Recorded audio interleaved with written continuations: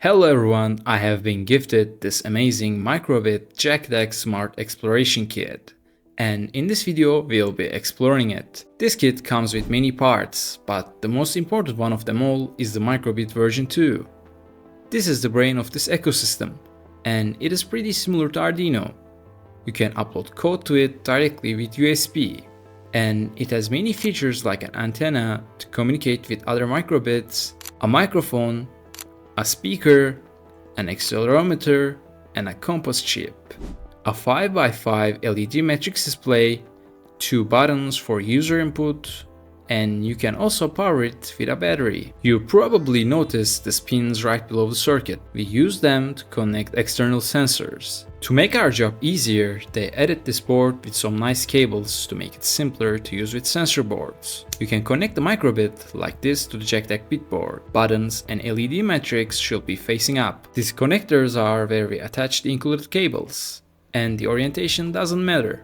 You can connect them either way, and this allows you to add external sensor boards. Speaking of sensor boards, let's look at what we have in this kit. We have 5 10cm cables and one 20cm cable. As for the sensor boards, we have 2 buttons, and as you can see, there are screw holes in all the boards, so you can secure your projects. There's also a nice rotary encoder with an integrated button. We'll be using this in one of our projects later in the video. One of my favorites is the LED ring with RGB colors. We also have a motion sensor to detect movement, a Hall effect sensor to detect magnetic fields, and a light sensor to detect light levels. All of these features are amazing for many projects. You can create a lot of things with them.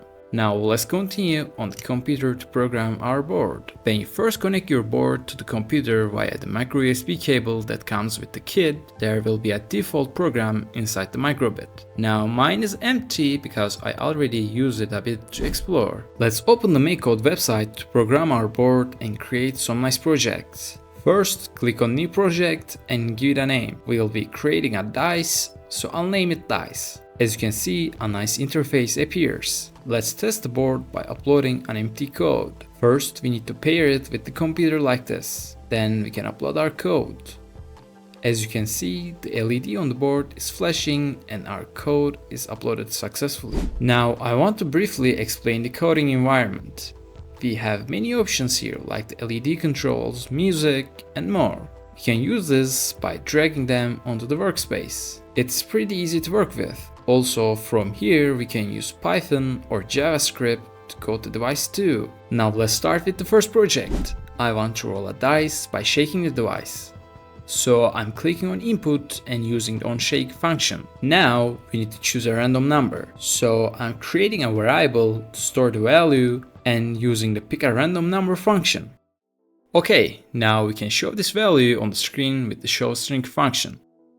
After downloading the code, as you can see, it's working pretty well. Now let's add some music to it. I want to play a melody based on the number we rolled. For that, I'm using logic functions.